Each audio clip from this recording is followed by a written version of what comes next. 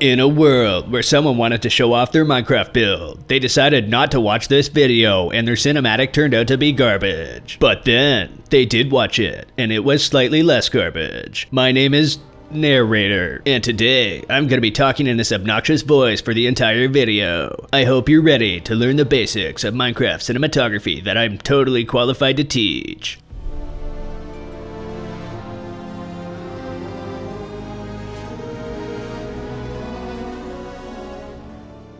When you watch movies, do you see close-up shots or wide angle? The answer should be both, depending on the context of the shot. If you want to give the audience the feeling of being in the action, use a wide angle and position the camera where the action is happening. However, if you're trying to show the audience something, use a lower field of view. If you were using a camera, this would be called focal length. Big numbers means big zoom. Small numbers means not big zoom. Let me give you an example. If I'm trying to show off Alpine's beautiful balconies, I'm not going to use a wide angle. What am I supposed to be looking at? The city? The skyscraper? Let's try zooming in. Wow, look at those balconies. I'm so happy the creator of this video used a lower field of view and is extremely handsome.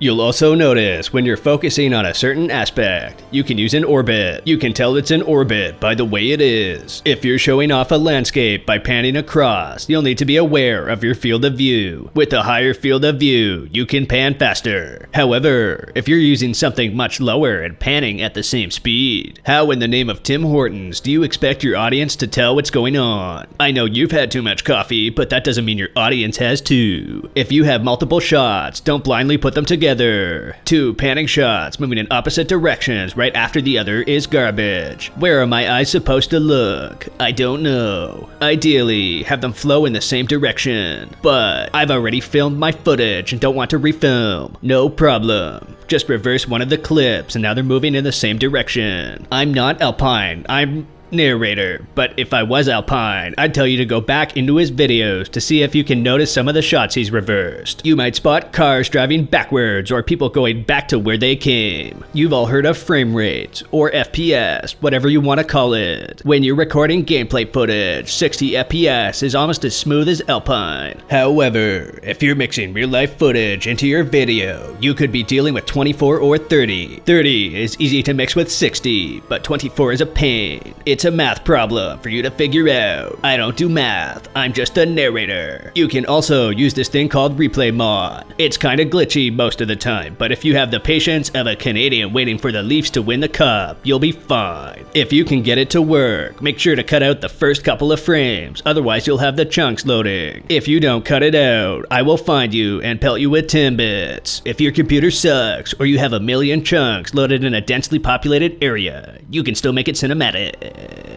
The first of 2 ways is to use replay mod. The second way is to set your fly speed really low, record your screen, and move in one direction for the same length of time it takes to sing the Canadian national anthem. Afterwards, just speed up your footage. Sometimes this doesn't work, but it's either this or buying a new computer. Congratulations, you're now an expert cinematographer. Just kidding. Go watch actual qualified people on the basics of cinematography if you want to learn more. Goodbye.